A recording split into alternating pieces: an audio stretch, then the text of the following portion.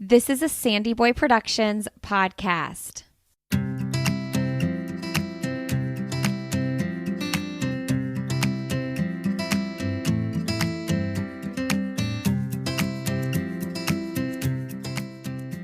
Welcome to the Urban Pharmacy Podcast, where we help women remove the overwhelm of living their most holistic life.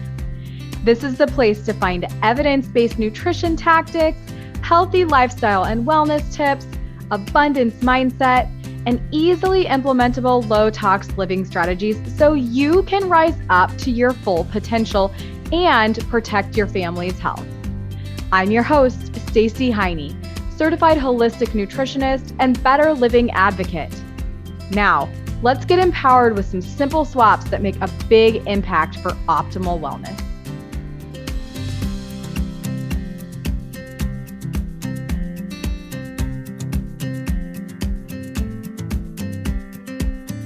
It's episode 12 of the Urban Pharmacy Podcast, and today is a very special guest. It is my friend, Dr. Will Bulsiewicz. He is a gastroenterologist who honestly, I want to say is a world-renowned gastroenterologist because he truly is. He's also internationally recognized as a gut health expert and the New York Times bestselling author of the book called Fiber Fueled. If you don't have that book yet, I don't know what you're waiting for. It can change your life completely. He lives in South Carolina, in Charleston, with his wife and his 2 children. And you can find Dr. B, who is, that's so much easier than Dr. Bulsiewicz. Dr. B is what we're going to call him. You can find him on Instagram as the Gut Health MD and on Facebook as the Gut Health MD. And then also he has a awesome website called The Plant Fed Gut that you can find him on. So in today's episode, we really go over a lot in regards to the gut microbiome, but really we dig into fiber, why fiber is so important and what it really is. We also talk a little bit about gluten, food intolerances, saturated fat, and how that can disrupt or affect our digestive tract. We talk about short chain fatty acids, the gut-skin connection, and probiotics, artificial sweeteners, and more. So really just listen because there's so many gems within this episode. I hope you love it as much as I do. It is so insightful. If you are looking to help your gut be happier, which is in turn going to help your immune system be happier, then you need to listen to this episode. If you love it, please leave a 5-star review and share it with your loved ones. Here we go. It's Dr. B.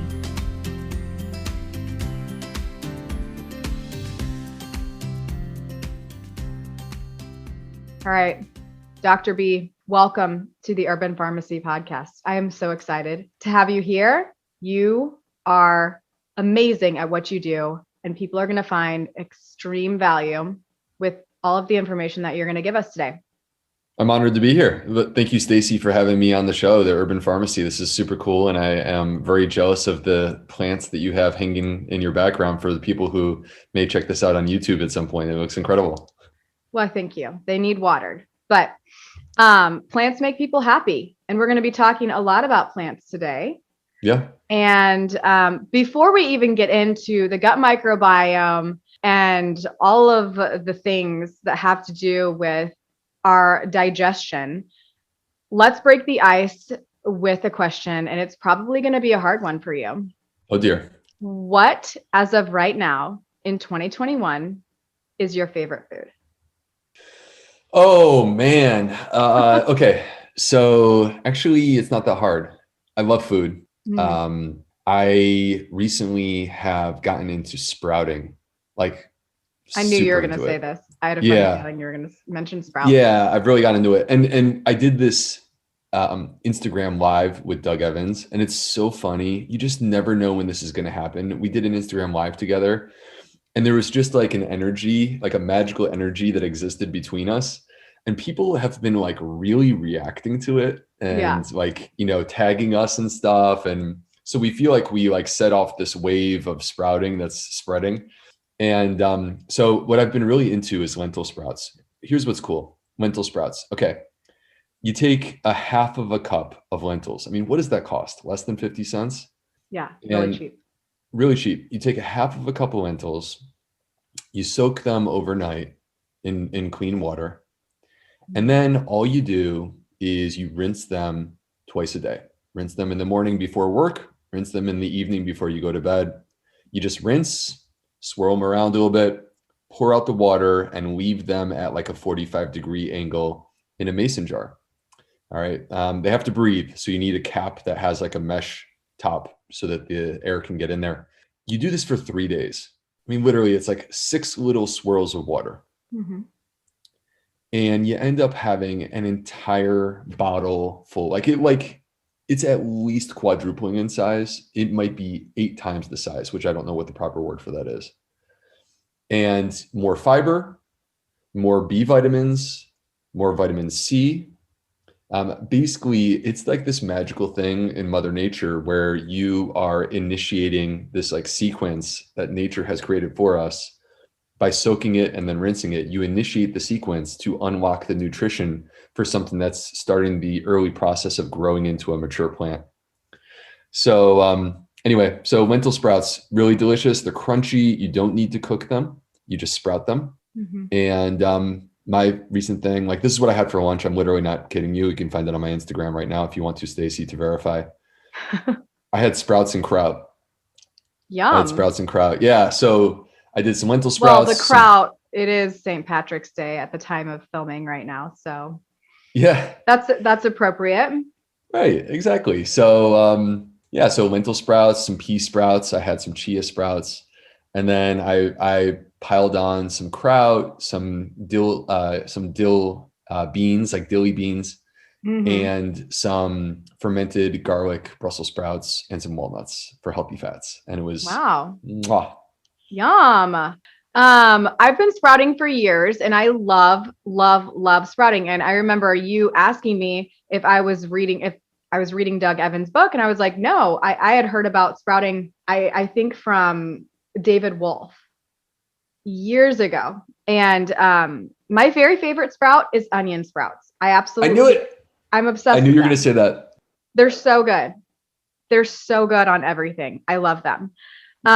So sprouting is really, really fun and really easy and everybody needs to do it. I'll put a little link at the bottom of this show so everybody can get a little lid and pop it on their ball jar and just start sprouting because it's so easy. Okay, great answer. All right, so let's get really basic with the gut microbiome. You're pretty good at that. So what is it? What's the gut microbiome? The gut microbiome. So imagine this, covering us from the top of our head to the tip of our toes are an insane number of invisible living creatures. Microbes that could include bacteria, fungi, which is another way of saying yeasts, or these things called archaea.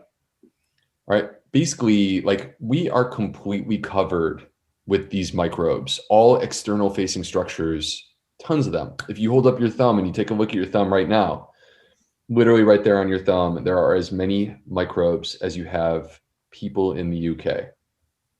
We just can't see them. So it's hard for us to wrap our mind around this, but they're there. There is a ton of them. They're on our skin, in our nose, in our mouth, inside a woman's vagina, but they are most concentrated inside of our colon, which is our large intestine. Now, hold up, Dr. B, you just said that they were on all external facing structures. Okay, you might have to hit the pause button on this podcast to wrap your mind around this weird thing that I'm about to tell you. Your colon is actually an external facing structure.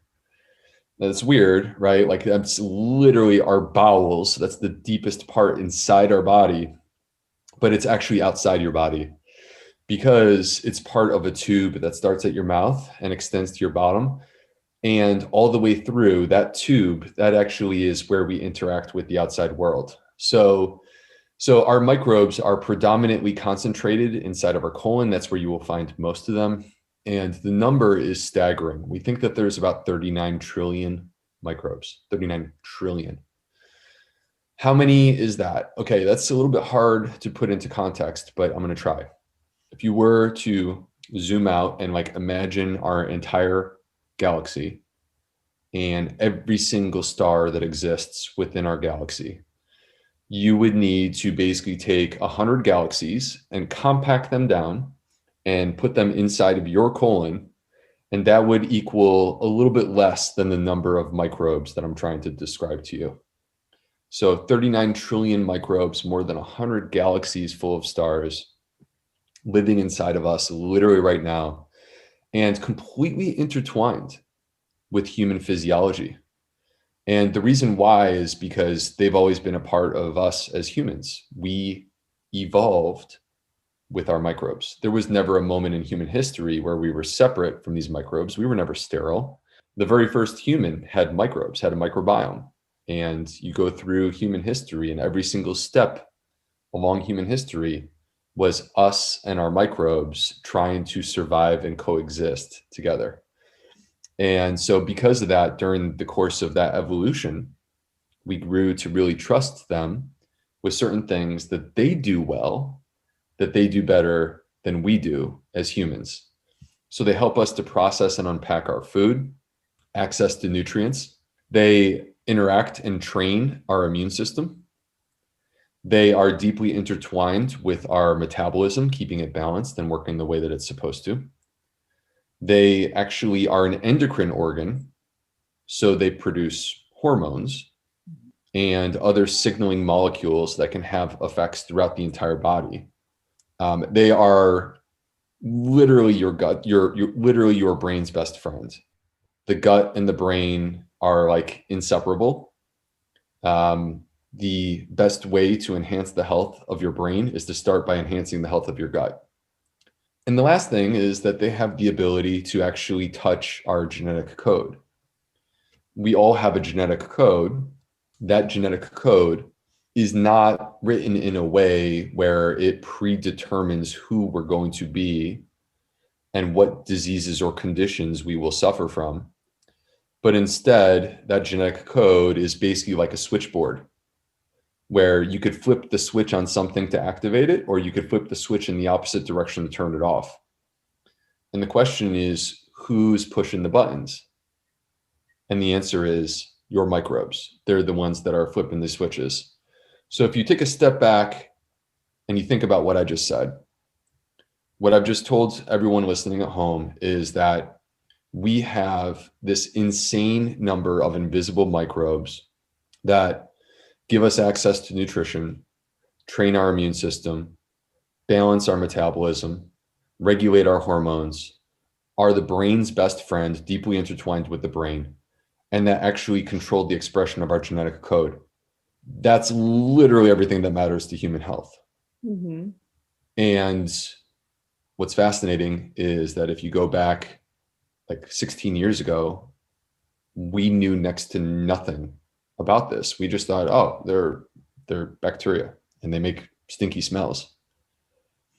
And, we completely not completely ignored them, but we kind of ignored them. And part of the reason why is because we didn't have the tools to understand them. Mm-hmm. And now that we have those tools, we're finally starting to come to a place where it's like, oh my gosh, this is insane. This is like the missing pieces to the puzzle that we've been searching for. Mm-hmm. I can't wait to hear all of the science that's going to come out just in the next 10 years. I'm sure it's going to be mind blowing when it comes to the gut microbiome. And I will just turn to you because you'll be all the answers to all of that. We're waiting on the second book, Will. All right. So why is fiber critical to gut health? Can you explain that? Yeah, definitely. These microbes, they are as alive as you and I are.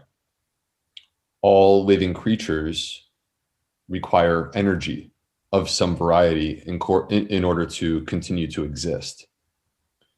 And with the gut microbiota, these gut microbes, their energy source is our energy source. It's the food that we eat.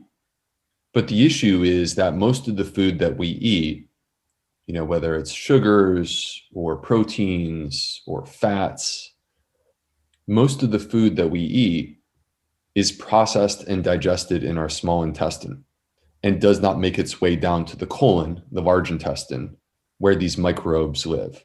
And so they sit there waiting like, okay, we're here, we're hungry, we want to eat. And we need something that can survive digestion in the small intestine to make its way to the colon to feed these guys. And that is fiber.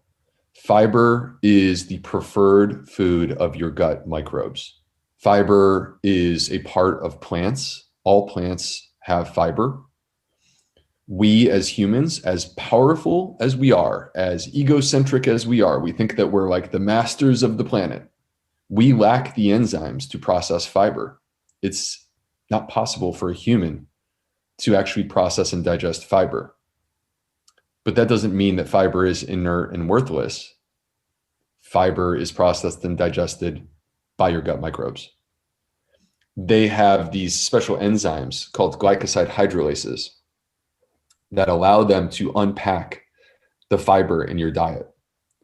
And when they do, they actually are able to transform it. It stops being fiber and it actually becomes different types of fatty acids called short chain fatty acids, butyrate, acetate, and propionate. And Stacey, in all of my study to become a doctor and all my years of practice as a doctor, I mean, we're talking about like I started this journey back in 1998. In all of that, this is the most anti-inflammatory type of molecule that I've ever come across. If you think that inflammation is at the root of disease, if you think that inflammation is at the root of aging, which I do, I am describing to you the most anti-inflammatory molecule that exists, short-chain fatty acids. What they do right there in the gut microbiome, they enhance the growth of the good guys. They suppress the growth of the unhealthy bacteria, E. coli, Salmonella, Shigella, just to name a few. They actually repair the tight junctions in the colon. Basically what that means is if you've ever heard of leaky gut, I just told you how to reverse leaky gut. Short-chain fatty acids, they come from fiber. Colon cancer, number 2 cause of cancer death in the United States. We could prevent a lot of colon cancer with fiber. Short-chain fatty acids directly impair the development of colon cancer through a number of different mechanisms. Before you get to the mechanisms, can you tell me a little bit about the colon cancer situation and how especially Americans can start to decrease their risk? I know that that's kind of a whole other question, but before we get to the mechanisms. Yeah, totally. Well, so colon cancer is something that we believe is very much diet motivated. And we have a huge issue with colon cancer in the United States. If you were to compare us to other countries, they don't have nearly as much as we do. So for example, they've done studies where they compare colon cancer rates in the United States to those in India, and we have 800% more colon cancer. That's a lot. I mean, if it was 50% more, we'd go, whoa, that's not good. I'm talking 800% more. There was another study where they compared African Americans, who, by the way, have the highest rates of colon cancer in the United States and the most aggressive. And they compared the rates of colon cancer among African Americans to native tribal Africans and discovered that the African Americans had 65 times more colon cancer than the tribal Africans. So we believe that this is a diet motivated condition. And I actually just recently did an email to my list with Chuck Carroll. I did an episode with Chuck Carroll, and then I did an email to my list to describe to people the what I would characterize as the main strategies to try to protect yourself from colorectal cancer. And basically, there's 4 main strategies that I would bring forward to everyone that I think everyone should take advantage of. Number 1, getting a colonoscopy. I think it would be beyond the scope of our conversation today to like describe all the details of that. But the bottom line is that colonoscopies, this is literally what I do for a living. These save lives. And I know a lot of people that I love that their life has been saved literally because of colonoscopy. Colorectal cancer is very preventable, but you have to find it before it spreads, before it becomes advanced. And the only way that you can do that is colonoscopy. So colonoscopy is number one. Number two is avoiding the foods that we believe are directly connected to increased risk of developing colorectal cancer. And those are processed meats and red meats. The World Health Organization has labeled processed meats as a human carcinogen in the same way that cigarettes are labeled a human carcinogen. And they have labeled red meats as a probable human carcinogen. And this is the way in which they believe that it has to do with colorectal cancer. Strategy number three is to eat a plant-based diet. Plants contain everything that we are looking for in terms of trying to protect ourselves from colorectal cancer. And that includes many different minerals, like, for example, calcium and magnesium are known to reduce our risks. But in addition to that, phytochemicals. There are a number of different phytochemicals. Curcumin is something found in turmeric, as an example, that can protect us from colorectal cancer. So when you eat a wide variety of plants, you get all these different phytochemicals, and those phytochemicals can have protective effects. But that brings me to number four, which is of course my favorite, which is fiber. There is a study, my favorite fiber study of all time, was published in early February of 2019 by Dr. Andrew Reynolds, who is out of New Zealand, and I've actually had email contact with him. He's a nice guy. Cool. And basically, he compiled the best available human data on the effects of dietary fiber on human health. And that included large prospective studies, and that included randomized controlled trials. And when he did that specific to colorectal cancer, what he found was that not only is fiber protective in terms of colorectal cancer, that dietary fiber reduces our risk of developing colorectal cancer, but he also found that there was a dose-response relationship. And this is an important thing, because what that means is that as you ramp up the fiber, you actually ramp up the protection that you have against the condition. So there was a dose-response relationship between dietary fiber and your risk of developing colorectal cancer. By the way, in the study, he also showed that dietary fiber prolongs human life, that you will live longer because of dietary fiber, that it reduces your risk of having a heart attack, that it reduces your risk of dying from heart disease, our number one killer, that it reduces your risk of dying from cancer, our number two killer, not just colorectal cancer, but also breast cancer, esophageal cancer, that it reduces your risk of having a stroke, that it reduces your risk of having diabetes, that it lowers our cholesterol, that it lowers our blood pressure, that it reduces our weight. I could keep going, but yeah, I think you get the point that there's powerful science that shows us that fiber is beneficial to our health. And I think a big part of the reason why is the effect that the fiber has on our gut microbiome. Mm-hmm. Okay, so that kind of covers the mechanisms, right? I mean, of fiber, and it's not just like you just spoke of. It's not just prevention of colorectal cancer or other chronic illnesses. Eating fiber in abundance pretty much decreases our risk, I guess we could say, of all-cause mortality. I mean, and that's only found in plants. Correct. That's exactly what Dr. Reynolds showed in his study, is that it reduces your all-cause mortality, effectively saying that it prolongs human life. Mm-hmm. And if you go through and you think back to everything that we were talking about, where the gut microbiome affects metabolism, okay, there's pathways in which dietary fiber, becoming short-chain fatty acids, affect our metabolism. It activates satiety hormones so you don't overeat. It enhances insulin sensitivity so you don't get type 2 diabetes. It helps us to regulate our cholesterol. Talked about the immune system. The gut microbiome trains the immune system. Short-chain fatty acids have been shown in several studies to optimize immune function, to make your immune system actually more powerful in a targeted way, so that it's not overreacting, but instead it's very precise. It's taking on the right battles and it's winning those battles. Our hormones are connected to dietary fiber. Basically, the estrogen balance in our body is connected to dietary fiber and the effects that it has.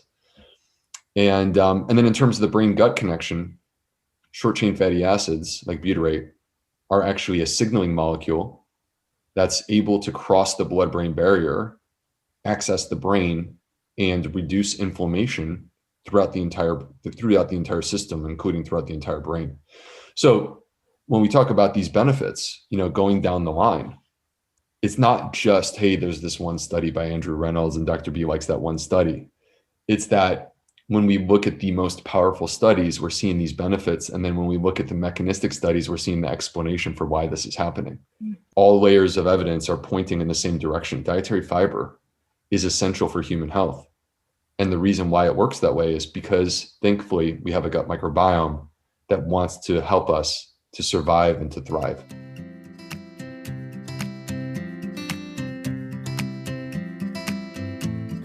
Hey friend, before we get too far into this episode, I want to be sure you know about how the environment plays a role on your overall health. For over a decade, I've been learning so much about the lack of health regulation in the personal care and food industries, and that's actually one of the reasons why I started this show. You deserve to know how to protect you and your family from unwanted body burden, and I share further information about how to make better choices and vote with your dollar in our private Facebook community called The Urban Pharmacy. On that note, I want to let you know about one of the easiest ways that we've switched to safer, and that's through my favorite clean beauty brand called Beauty Counter.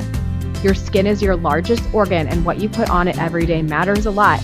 And with a low carbon footprint, cruelty-free formulations, and high-performing results, I haven't found a better beauty brand than Beauty Counter in over 5 years of working with this mission-driven brand. To learn more and shop clean, head to mybetterbeauty.com.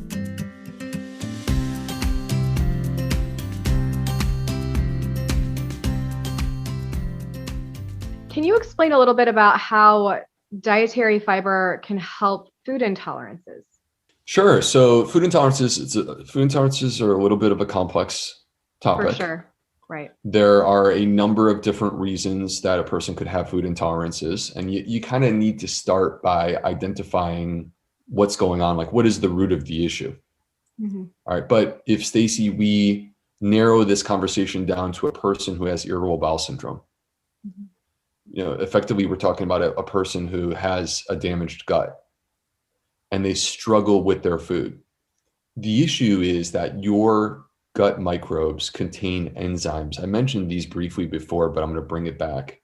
Your gut microbes contain enzymes that are designed to help you to process and unpack dietary fiber and also complex polysaccharides. And when our gut microbiome is balanced and strong, you have all the enzymes in place that you need, and you're able to eat without restriction. You can eat those foods, and you never have those food sensitivities. The person who has food sensitivities has them because there's been damage to the gut. That's not a person with a normal, healthy gut microbiome. And when they have these food sensitivities, it's because they're missing the enzymes that they need. But what's interesting is that you have the ability to restore function, to make the gut stronger. And so the gut is like a muscle. It can be trained. A muscle can be broken down. It can be damaged. It can be injured. And there is a process that you work through to take that injured muscle, restoring function through therapy. And then at the right time, eventually going into the gym and continuing to build strength in the gym. That's how we do it with muscles. And that's the exact same concept that we follow with the gut.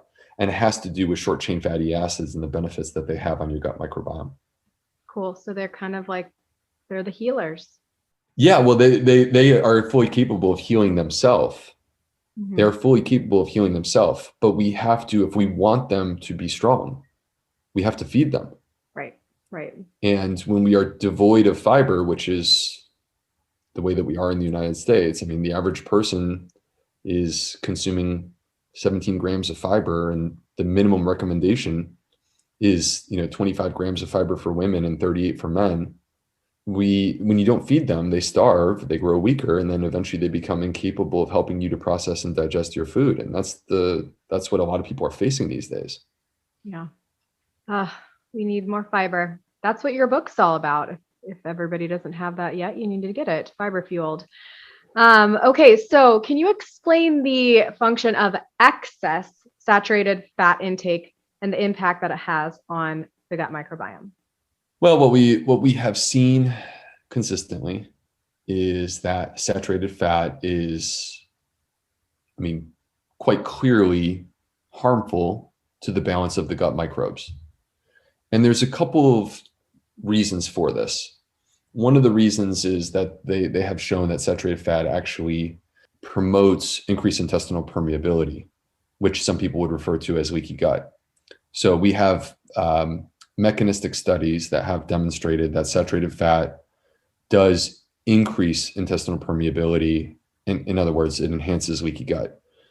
That's problematic when you consider the amount of animal products that are being consumed in the United States right now. The average person in the US is not just consuming their own body weight in meat on a yearly basis.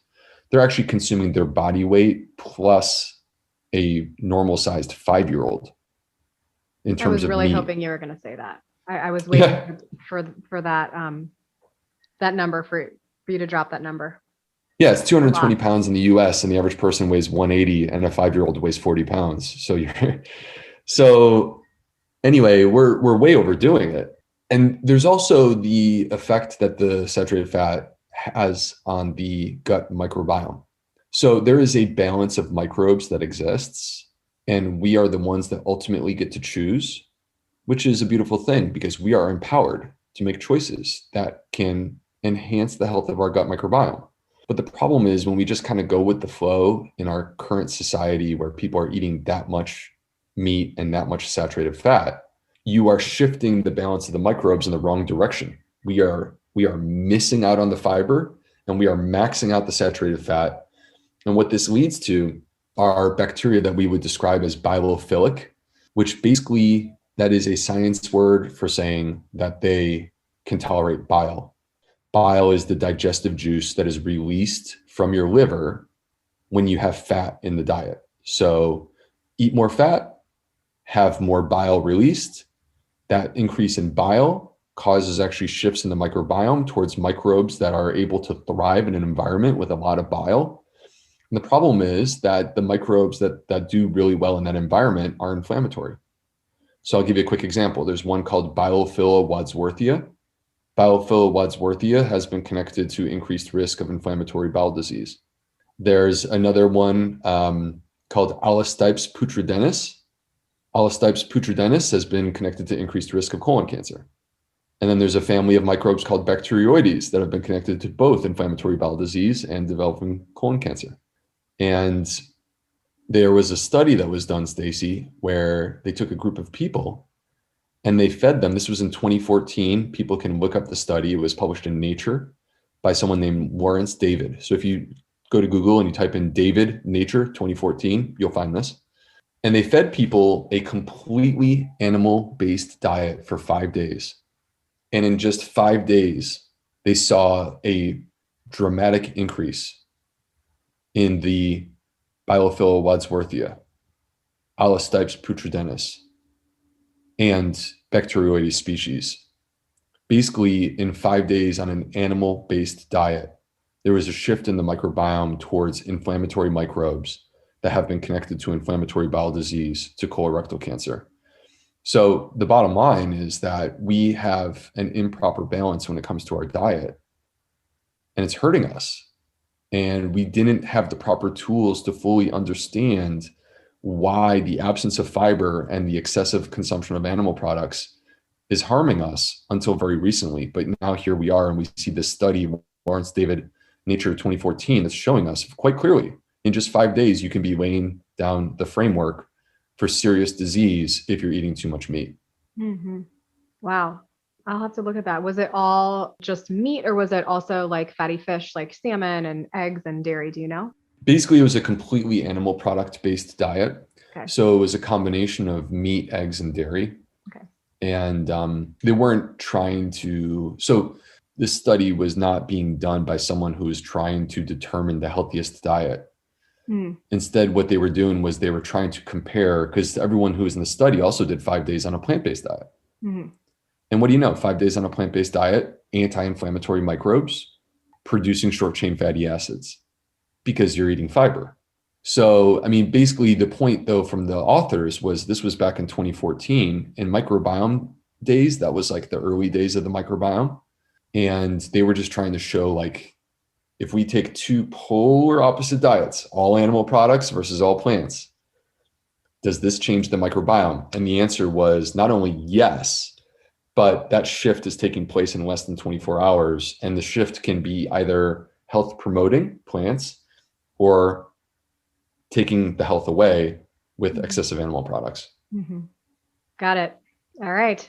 Can you talk a little bit about the skin gut connection? I mean, you kind of already did, but does it matter what's happening on the outside?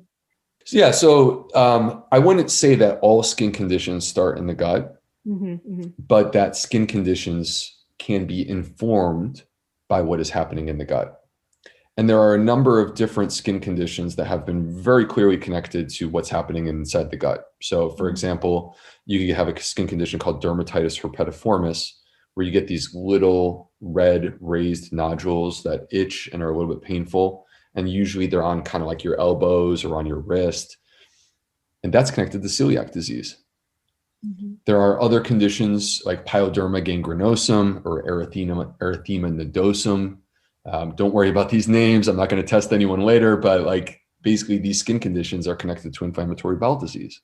But if we think about the common ones, think about acne, eczema, psoriasis. All three of those conditions have been clearly connected to the gut microbiome. And this is the reason why clean eating, not like taking plants and rubbing extracts on your skin, but like taking plants and chewing them and then swallowing them.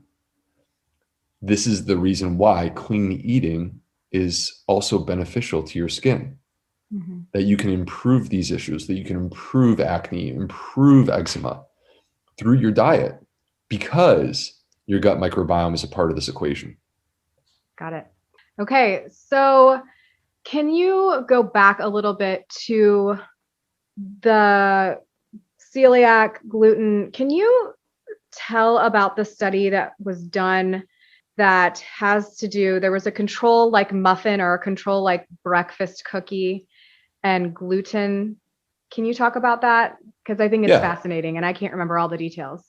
Yeah, let's talk about gluten. So gluten, you and I could do an entire podcast on. Yeah. I actually did an entire hour on Instagram Live talking just about gluten. People seem to really dig it. But I think it's very misunderstood. And even I see medical doctors out in public talking about it in a way that I say, okay, yeah, they don't really know what they're talking about.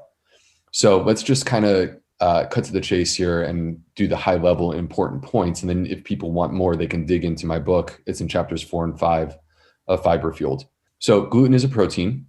It is found in wheat, barley, and rye. And because it's found in wheat, almost every single processed food that exists contains gluten, unless it is explicitly labeled gluten-free. And people who have celiac disease get a reaction. Their immune system becomes activated when they consume gluten. So if you have celiac disease, what you would hear from me if you were my patient is you need to be 100% gluten-free, no ifs, ands, or buts. There's no wiggle room. There's no gluten allowed. Rest of your life, period. All right. But that's a small percentage of people. That's only about 1% of people. And if you look across the United States, there's been estimates that about 30% of people are either gluten-free or trying to be gluten-free. If you go to big cities, you go to New York or you go to LA, it's like, that's not 30%. It's like 90% are either gluten-free or trying to be gluten-free. Do we need to be doing this? And the answer to the question, I would actually point towards two studies. And let's start with the one, Stacey, that you brought up. People talk about, oh, gluten triggers gut issues. Gluten is the cause of gut issues. Okay. In people who have celiac disease, that is true. But what about people that we No, do not have celiac disease. Does gluten cause gut issues in those people? Here's what they did. They gave them 3 weeks of breakfast bars. And the breakfast bars secretly contained either a placebo, meaning nothing, or gluten, or something called fructans. Mm-hmm. Fructans are a part of wheat, barley, and rye. They are a complex polysaccharide, and they actually are good for our microbiome. Fructans are prebiotic. They're great for the gut microbes. But in a person who has a damaged gut, they could potentially have a reaction to fructans. They are technically labeled, or not technically, but they're a FODMAP. Mm-hmm. So if you've ever heard of the low FODMAP diet, FODMAPs are the parts of our food that are fermentable and can cause gas, and in those people can be disruptive. So 3 weeks, 1 week each, placebo, gluten, fructans. And of course, the point of the study is we're going to compare it to the placebo. And they wanted to know, tell me how many symptoms you're having. Like, how bad is it this week? And when they compared gluten to the placebo, they found that during the week they were eating the gluten-containing breakfast bar, they actually had less symptoms than with the placebo. Less symptoms with the gluten than with the placebo. How is that proof that gluten is destroying our gut health?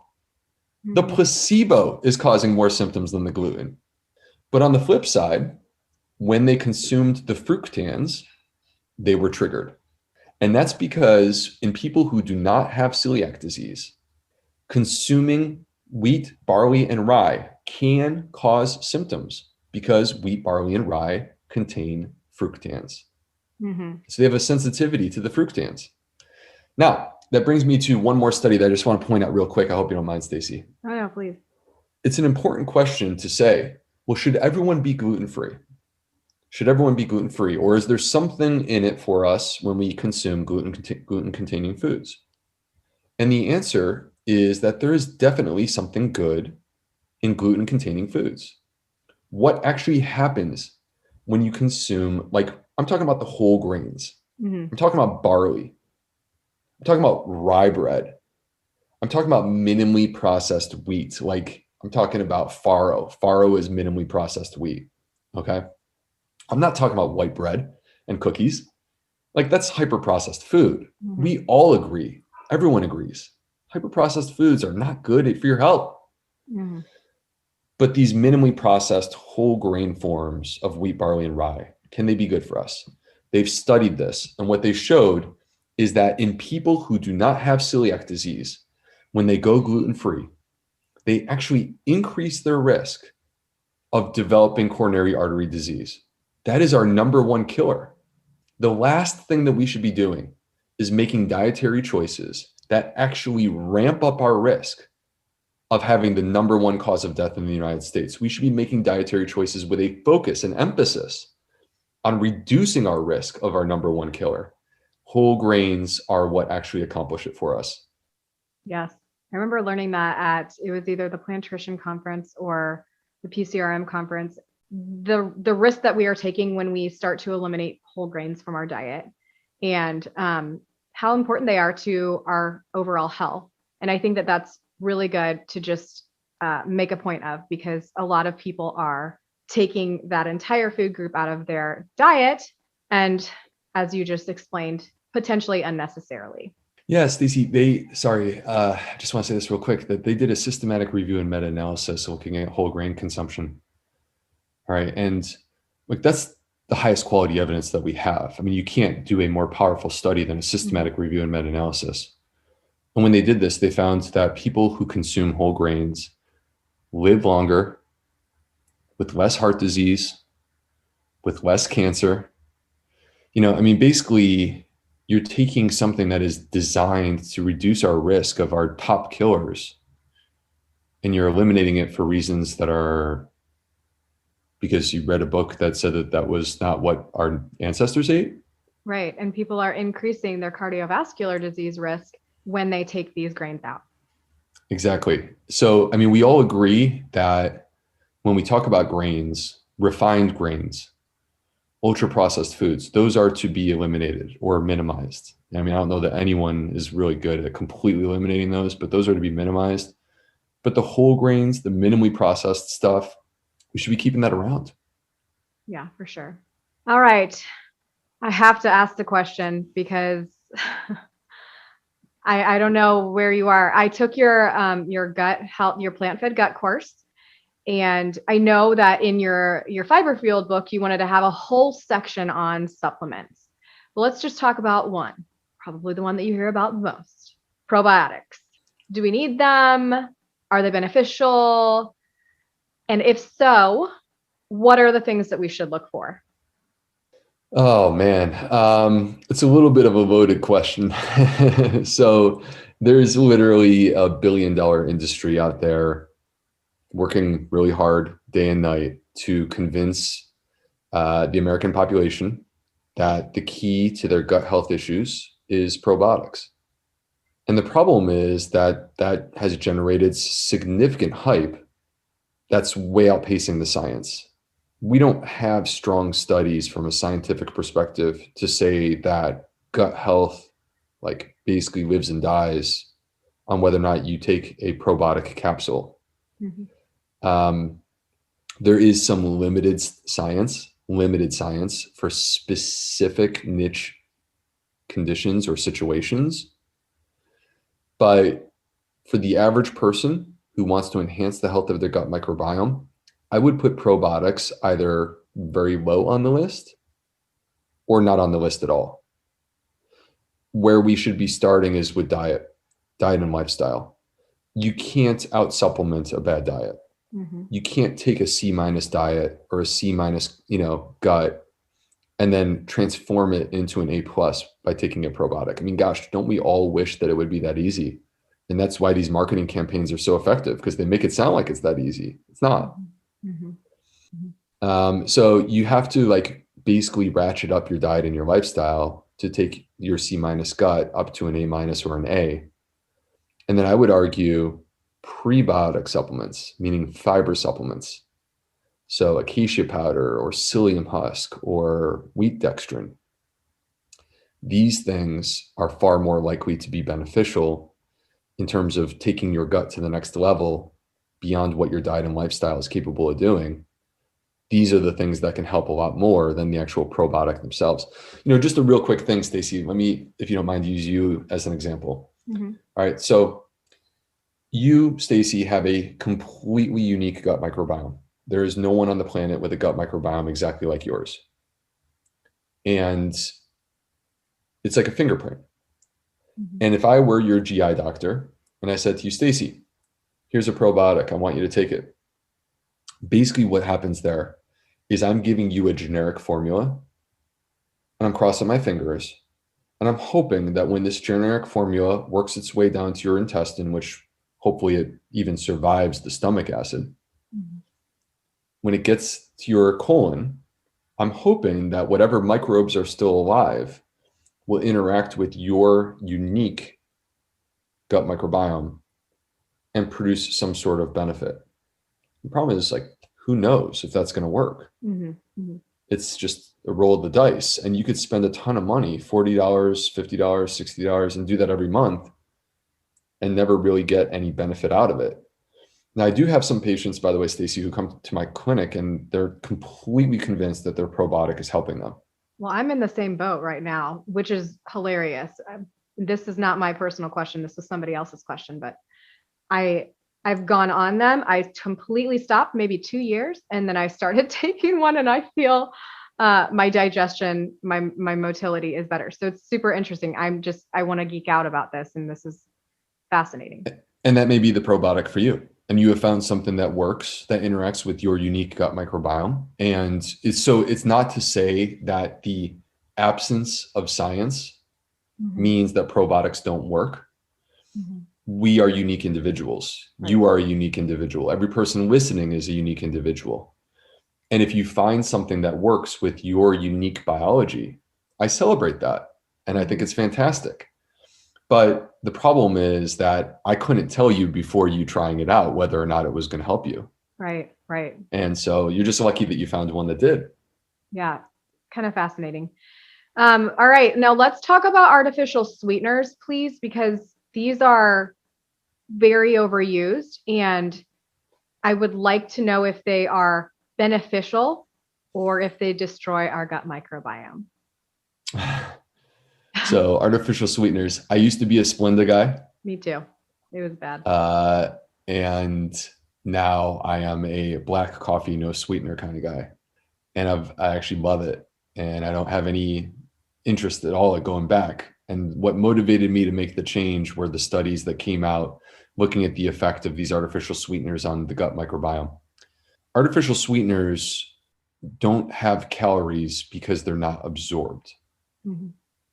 I mentioned that fiber, the advantage of fiber is that it gets down to your colon where your microbes live because they're not digestible. Artificial sweeteners behave the exact same way. They're able to get down to the gut microbes because they're not digestible. And the problem is that we have studies that suggest that they cause a shift in the gut microbes.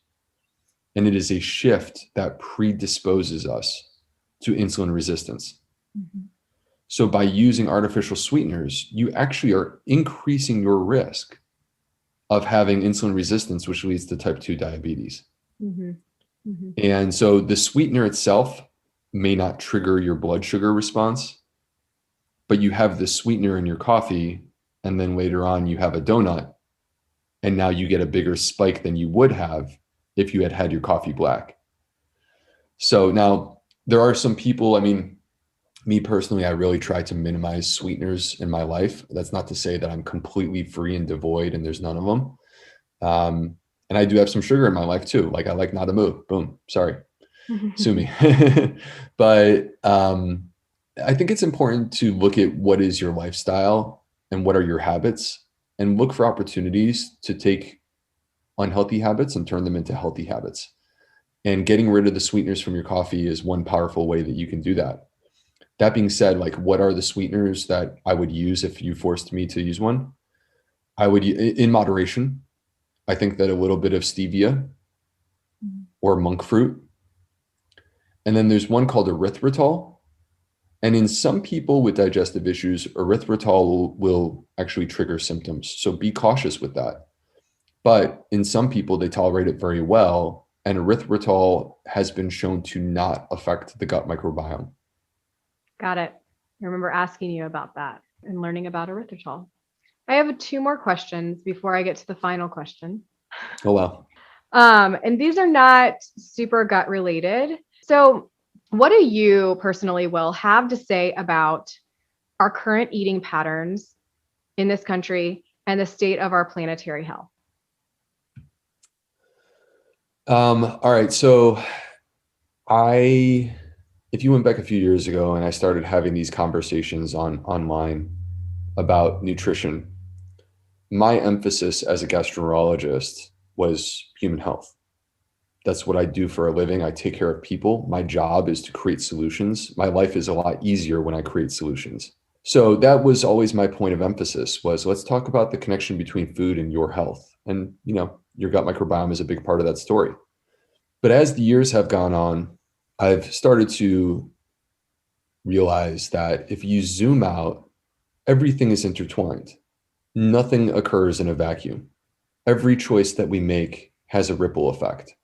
And, you look at, for example, you and I mentioned that the average American is eating their body weight plus a 5-year-old child on a yearly basis. And we all saw what was happening in the Amazon rainforest. If you were pleased that the Amazon rainforest was burning, you are a sadistic person. No one was pleased with that. We were all upset. You're burning our rainforest? How is that possible? And I don't know if people realized that that wasn't just a spontaneous fire. This is a freaking rainforest. Mm-hmm. Those were man-made fires. Those were man-made fires to clear land, to create space for animal agriculture. And the number one exporter of beef on the planet is Brazil. This is how they're growing their economy. And the reality is that I'm not like, a lot of people look at that and they go, stop them. Stop them. How dare they? How dare they do that? Who are we to tell people how to live their life to provide for their families? Don't tell other people how to live their life. Change your own. Change your own life and do something that's difference making. And we have the ability to do something that is difference making. We each have the ability to make a choice in terms of the dietary pattern. Now, it just so happens, and this is not being hyperbolic and overhyping this, but it just so happens that the dietary pattern that is optimal for human health is also the dietary pattern that would stop people from cutting down the rainforest and that would enhance our environmental health. And that is eating a predominantly plant-based diet.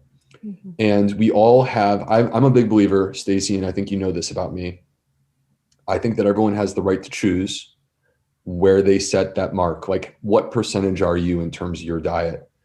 But if the average person that's listening to us right now is like the average American, then that means that they're 10% plant-based. The average American is 10% plant-based.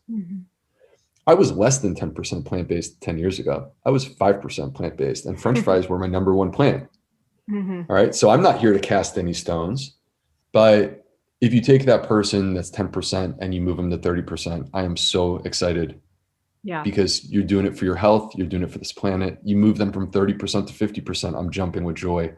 And you keep moving that needle and you can see where this is going. I'm here to cheer. I'm here to let you know that you're making great choices for your health. You're making great choices for your family. You're making great choices for our environment. And it's good for the animals too. Yeah. And so I think that this needs to be a part of the conversation. It's no longer appropriate for me to only speak about the effect of diet on human health, because the reality is that we're seeing with this pandemic that human health is affected by our environmental choices. Yep, 100%. It's all intertwined and it's all synergistic if we can just find that alignment. Okay, one more question and then we'll wrap this up. I could ask you questions all day. How powerful do you believe the mind-body connection is? For instance, if someone is struggling with a chronic illness, do you think that their belief that they can get better has an impact on their final result? 100%. No doubt in my mind. Zero doubt in my mind. I am there at the bedside as a medical doctor when people pass on from this world. And one thing that I've seen time and time again is, and I'm literally getting goosebumps talking about it because I'm thinking about some of the patients that I've taken care of. When a person loses hope, health is lost almost immediately. And I can't tell you how many times I've seen it, Stacey, where a person is at the end stage of their life and they just want to have that last conversation with someone from their family. And they may not even be able to vocalize that that's what they want, but they hang in there until that family member shows up and then they go. And I've seen it so many times. And, going beyond sort of looking at life in that regard, in that context, in my clinic as a gastroenterologist, I see basically my clinic now is people who have failed with other doctors. That's what I take care of. And what I see is that some of the most challenging cases, people who are suffering the most, people who can't seem to get better, they do everything right. They eat right. They exercise. They sleep. They meditate. They do it all. What's going on there? The answer is that they have something from their past in their subconscious that is continuing to affect them. I'm talking about trauma, abuse, could be physical, sexual, emotional, psychological. I'm talking about history of disordered eating pattern or addictive type behaviors. These things leave a permanent imprint on the human soul. And they require, when I discover that this is the case, and it usually takes me some time to get to know my patients so that they feel comfortable talking to me. But when I discovered that this is the case, creating a plan that doesn't just address food and sleep and exercise, but that actually directly addresses this traumatic issue, that ultimately is what heals their gut. So there is no question that it's all intertwined, that our emotional state affects our gut, that our gut affects our emotional state. You can't separate these things out. They're not separate. They're talking to each other literally right now. And I teach women about that, about their past story. And I remember learning that in your plant-fed gut course about like past trauma and how that can cause dysbiosis. And until we acknowledge our story and we actually get in touch with that and understand even limiting beliefs, like it all, just like you said, is so intertwined. And it's just fascinating. All right, well, we have to wrap it up so I don't take too much of your time. Can you tell us where we can find you and any resources that you have? Is that the final question? No, I have another question. Oh, okay. I was like, oh man, that's a lot of hype for that question. All right, cool. So some of you may already know me, but you can find me on Instagram and on Facebook as the Gut Health MD. You can come to my website, which is theplantfedgut.com. I have resources there that people really seem to enjoy. My email list is completely free. And that is a tool that I use to communicate cutting edge science or things that I want to teach that I'm not able to get across in, given sort of the space limitations of Instagram. So when I want to talk about something in more detail and take a deeper dive, when there's a brand new cutting edge study coming out that I want to talk about, goes out to my email list. So I would encourage people to go and sign up for that completely free. I have a 5-day challenge that's completely free. My book is called Fiber Fueled. I'm very grateful for all the people who have read it, who have reached out to me, that feel motivated by it, that have changed their life because of it. It's amazing. I have several clients. I have several clients that have bought your book, and it has been life altering for them. And everybody needs Fiber Fueled. Truly, everybody needs this book. Needs to sit on their coffee table. It's just amazing for me because as a doctor, it's like I went into medicine and I worked for 16 years to complete my education. And my dream was to try to help people. Like if I wanted to just make money, I would have been a banker. My life would have been a lot easier. Mm-hmm. But to get messages from people on a daily basis where this book has changed their life is just amazing to me. So, and then as you know, Stacey, because you are a graduate of the program, I have an online course, and it's for people who want to empower themselves with the knowledge that is necessary to understand themselves, their own journey, the gut microbiome, how it all interacts and comes together, and then how to actually take that information and put it into our healthcare system, which is challenged. Mm-hmm. And know how to navigate the healthcare system to achieve the results that you're ultimately trying to find. So it's a 7-week course with video lessons, audio lessons, journal clubs, case studies. There's a private Facebook group where people are amazing and super supportive. Everyone is pulling the rope in the same direction. And then basically you get together with me once a week live, and we do a live session together. So, and it's called the Plant Fed Gut online course. And you can find information about the course on my website, theplantfedgut.com, and join the wait list if you're interested. It was a really great course. I enjoyed it and it was awesome. I loved it. So thank you for putting that together. All right, here's the final question. And this is just because I'm all about this way of living. And I think it means a lot something different to a lot of people. What does living a holistic life mean to you? I think holistic life to me means understanding the interconnectedness of it all. So that means not thinking of things in isolation, but thinking about you and how your choices affect, like we talked about the environment, but not just the environment, our relationships, other humans, the immediate worlds that we live in, our family. And, I kind of feel like everything that matters comes back to these types of things, like human connection and love and health And, it all comes back to like to similar stuff. And so that to me is what holistic health is really all about, is like seeing those interconnected relationships that exist that ultimately provide us with what we want, which is to be happy and healthy. I love it. Taking that bird's eye view and just looking down at all of it. All right. Well, thank you so much for being on the Urban Pharmacy. Thanks for having me on. It's a pleasure.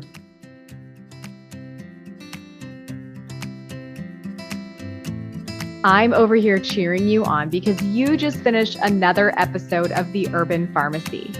For today's show notes, head on over to theurbanpharmacy.com and be sure to join us inside our private Facebook group called The Urban Pharmacy, where we share inspiration, live trainings, and holistic living tips to help you build community and the healthy lifestyle that you've always wanted. If you enjoyed today's episode, make sure you hit that subscribe button and please consider leaving us a 5-star review. Before we connect again on the next show, follow me on Instagram at The Urban Pharmacy. That's urban with an H and pharmacy with an F. And I can't wait to hear your wellness journey as we get to know each other better. There's truly no better time than now to level up your life, and I am so proud of you for showing up today. Until next time, be well, Health Crusader.